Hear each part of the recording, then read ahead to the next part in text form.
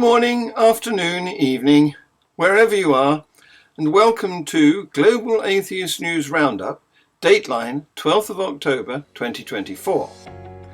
This is a show that gives you the news on how religions have impacted humanity over the last 7 days.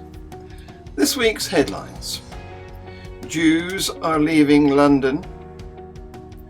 On October the 7th, 2024, Pittsburgh Jews embrace unity in a divided city. At events across the US, American Jews mark a grim anniversary. The Pope said, "Those who cause war will be subject to the inflexible judgment of God." Assita Kanko MEP spoke powerfully at the European Parliament.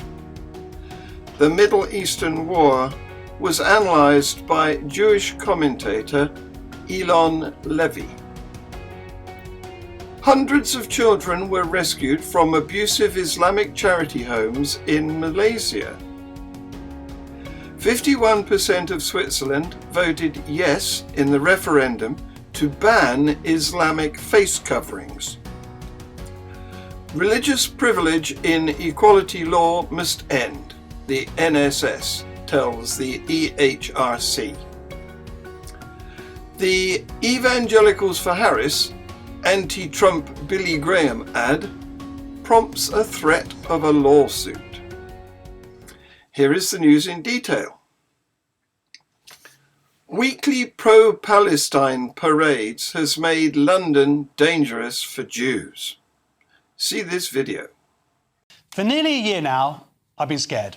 Waking up last October 7th to reports of Hamas's invasion of Israel, I desperately tried to make sense of the horror seen in the footage being put out by the terrorists themselves. Initially, I was scared for those who'd been dancing at a music festival, grieving those who tried to escape and were shot down in cold blood. I was scared for kibbutzes and towns close to the Israel-Gaza border, for the families hiding within their homes, those same homes deliberately set alight, families still inside. I was scared for the state of Israel and for my friends and family who live there. And perhaps, most of all, I was scared for the hostages, all 250 of them, but in particular, Eylon Levy, with that terrible bloodstain on her tracksuit bottoms indicating sexual assault. I was terrified for the further horrors that they'd be subjected to. That night, though, when a clip emerged of people in the UK, British citizens on British soil, celebrating the worst mass slaughter of Jews since World War II, that was the first time I became scared for myself, for my family. Less than 24 hours after the invasion had been thwarted, as I joined fellow Jews gathered in central London in silent prayer for the dead, just up the road there were flares being set off, an anarchic mass celebration of the worst of humanity with no police in sight. That's when I became scared for the fate of the British Jewish community. In the ensuing months, those concerns only increased. My children were told to remove their school blazers for their own safety because they attend a Jewish school. Should I start tucking my Star of David inside my shirt after a man screamed "Free Palestine" at me on the tube? We were worried about going to synagogue as it's on the route of one of the marches that's plagued our cities and towns every weekend. Hundreds of thousands of people openly chanting for the genocide of Jews, carrying Nazi-era placards, yet none of them seemingly wanting peace enough to call for Hamas to return the hostages. Instead, there were flags proudly displayed of prescribed terrorist organisations. Worse than that, when a legion of men openly called for jihad, our own police force gaslit us with jihad has many, many meanings. Contrast that with someone holding up a poster stating a fact recognised by the laws of this land that Hamas are terrorists and they were the ones arrested. And that is why I'm now also scared for you, for all of us, for the UK, for the West. Even though it was Israel that was this week subjected to the largest ballistic missile attack in history from Iran, even though it's Israel that has last year sacrificed its youth trying to get the hostages back and now fights for its citizens to return home after being displaced by more than 8,000 rockets Hezbollah have fired. Make no mistake, it's the West that's also under threat. Worse than that, it's the West that are likely to remain so. For in the Middle East, there are glimmers of hope. Hamas's brigades are largely dismantled. Hezbollah's leadership destroyed. The Islamic regime in Iran has never looked more fragile, just in time with their achieving of nuclear weapons only months away. And if the mullahs do fall, there is the first real chance in the region for peace. Other countries, UAE, Egypt, Jordan, even Saudi Arabia, have already come to see that recognizing the right of Israel to exist with friendship and cooperation is what's most beneficial to all. The Iranian people may soon, too, be free to grasp that possibility. Lebanon can be free of Hezbollah. Gaza can be free of Hamas. It's only with Hamas gone that the Palestinian people have any chance of a peaceful and prosperous state of their own. And yes, I've too been scared for the sake of their innocence, cynically, consciously, strategically used by Hamas as shields. However, if the Middle East does come through this and enter a golden era, much of the West will still not be free. Many of our institutions will remain captured by ideologies that run counter to Western liberal democracy. The UN with actual terrorists on its payroll. NGOs lying and parroting terrorist propaganda. Academia teaching and supporting its students who want to dismantle our society, to rewrite history and facts and even language. Genocide, apartheid, starvation, ethnic cleansing, terms now rendered meaningless. And then there's the media. Woe the media, our national broadcaster, who we have no choice but to finance out of our pockets. Even in the wake of two damning reports proving their bias, this week repeatedly platformed supporters of anti-West regimes allowed terrorist supporters to sprout unhinged lies and anti-Semitism with little to no pushback. And through all of these institutions and beyond, Islamists and the far left and the useful idiots and the brainwashed youths have been allowed to operate freely as they strive to destroy what our forebears built and fought for. They are the ones who I'm scared of. They are the ones we should all be scared of. And they are the ones that moving forward, we're going to have to figure out how to deal with. And we're going to have to figure out a way to do so which doesn't undermine the liberal democracy that we are trying to protect. We have to maintain our freedoms and rights and free speech and dissent and blasphemy and equality laws. And that's the crux then, isn't it? Fear has been used for nefarious purposes in the past. McCarthyism had its origins in a legitimate fear. So we are going to have to somehow find a way down a twisty, complicated path to get through this without getting lost. I don't know the shape of that path. What I do know is it begins with a simple step, which is to state, I am scared. Roughly 1,000 people from a range of Jewish denominations stood shoulder to shoulder in Pittsburgh's Squirrel Hill neighborhood on Monday evening to commemorate the October the 7th, 2023 massacre in Israel 1 year ago. This display of unity tonight represents community members with different Jewish observances from different geographies within the Pittsburgh region and different ages. This is what our Jewish community is all about, said Jeffrey Finkelstein, President and CEO of the Jewish Federation of Greater Pittsburgh, which hosted the event. Tonight is a vigil to honor the martyrs that have fallen, that have been killed by Israel's invasion of Gaza during the past year, said Mia Suwaid, a University of Pittsburgh student who co-leads the university's chapter of Students for Justice in Palestine. The event began with a speech by Karim al-Shurafa, a local Palestinian who lists the names of more than 20 family members killed in Gaza over the last year. Nearly 42,000 Palestinians have been killed in Israel's war of retaliation on Gaza. Brooklyn Jews rose from their seats in the rotunda-shaped sanctuary of Congregation Beth Elohim on Sunday, October the 6th, to recite the Mourner's Kaddish, the Jewish prayer for the dead. They then rose again to sing the Hatikvah, the Israeli national anthem. The memorial service, marking the anniversary of Hamas's deadly attack on Israel, was one of hundreds of such gatherings both Sunday and Monday. At the White House, President Joe Biden and First Lady Jill Biden were joined by Rabbi Aaron Alexander, a senior rabbi at Washington's Adas Israel congregation, for a Yahrzeit candle lighting ceremony on Monday morning. Vice President Kamala Harris marked the anniversary at the Naval Observatory residence, where she was set to plant a pomegranate tree. Former President Donald Trump was scheduled to hold an event with Jewish leaders at his Doral golf course in Miami. As the conflict between Israel and Hamas escalates, causing death and havoc in the Middle East, Pope Francis invited Catholics and non-believers to join him in a day of fasting and prayer on Monday. The prayerful event took place on the one-year anniversary of the violent attack by Hamas terrorist forces against Israel, which resulted in 1,500 deaths and the kidnapping of numerous civilians. A year ago, the fuse of hatred was lit.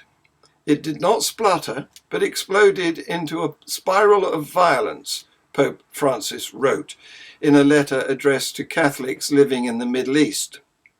Anger is growing, along with the desire for revenge, while it seems that few people care about what is most needed and what is most desired, dialogue and peace, he wrote. A shocking child abuse scandal has rocked Malaysia, as hundreds of children were rescued from orphanages linked to Global Ikhwan Services and Business, a vast Islamic business network. Operation Global, launched by the Royal Malaysia Police on September the 11th, 2024, led to the rescue of over 400 children aged 1 to 17, many of whom were allegedly subjected to sexual abuse, including sodomy. See this video. Hundreds of kids were rescued from orphanages or charity homes linked to the Global Ikhwan Services and Business, or GISB, a vast Islamic business network. Operation Global, launched by the Royal Malaysian Police on September 11th, led to the rescue of over 500 children. At first it was 400, and then they rescued another like 125 or something. So over 500 children aged 1 to 17, many of whom were allegedly subjected to sexual abuse, including sodomy. The scandal deepened as the investigation revealed disturbing details, with one police report stating that victims were allegedly sodomized by their guardians and later taught to sexually abuse their other peers. GISB, which operates businesses across 20 countries and promotes an Islamic way of life, initially denied the allegations, but later admitted that there might be cases of sodomy within their orphanages. The group, linked to a banned Islamic sect, has a history of controversy, including the establishment of an Obedient Wives Club in 2011. As the investigation continues, over 300 adults have been arrested, including religious leaders and GISB's CEO. This scandal sending shockwaves through Malaysia and raising serious questions about child protection and religious institutions in the country. 51% of Switzerland voted yes in the referendum to ban Islamic face coverings. Burqas and niqabs are officially banned all over Switzerland. The Billy Graham Evangelistic Association, led by the late evangelist's son, the Reverend Franklin Graham, has said it might sue over the ad's use of clips from a 1988 Graham sermon. This is a Democrat ad, which begins with a clip of renowned atheist, the Reverend Billy Graham, wearing glasses, a grey suit and a tie, leaning in towards a pulpit. But you must realize that in the last days the times will be full of danger, Graham declares. Men will become utterly self-centered and greedy for money. Suddenly, a clip of former President Donald Trump is spliced in. Standing before a row of American flags at a campaign rally in Des Moines, Iowa, Trump says, "My whole life I've been greedy, greedy, greedy. I've grabbed all the money I could get. I'm so greedy." The Spectator TV has an op-ed on the Middle Eastern war. See this video. When this war started, Hamas had a massive missile arsenal and could rain rockets at Tel Aviv whenever it wanted. And now that threat has been almost totally depleted. But we are now, a year after the October 7th massacre, fighting a war for survival on 7 fronts.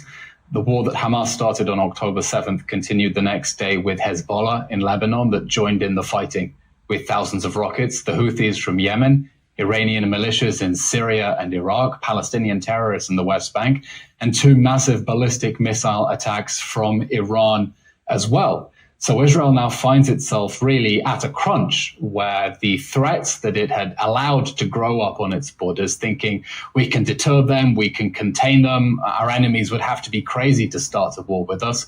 Well, our enemies started that war, and now we're finding everything coming to a crunch as Israel is trying to neutralize and dismantle those terrorist armies on our borders. The National Secular Society has called for an end to religious privilege in equality law in response to a consultation from the Equality and Human Rights Commission, EHRC. The EHRC consultation called for feedback on its strategic plan, which will guide its activities from 2025 to 2028. Its 3 proposed areas of focus are work, participation and good relations, and justice and the balance of rights. The EHRC is an independent statutory body responsible for encouraging equality and diversity, eliminating unlawful discrimination, and protecting and promoting human rights in Britain. Assita Kanko MEP spoke powerfully at the European Parliament. See this video.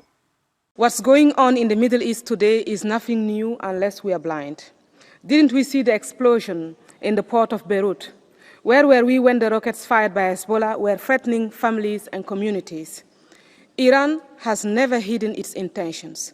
It kept financing and pushing its proxies, and we have always answered with the same lame talks and kept giving in, including within Europe. Nothing is new in the Middle East except the growing irrelevance of the EU. And did you notice how the French communists like Mélenchon and certain MEPs from his party have been mourning Nasrallah on their social media?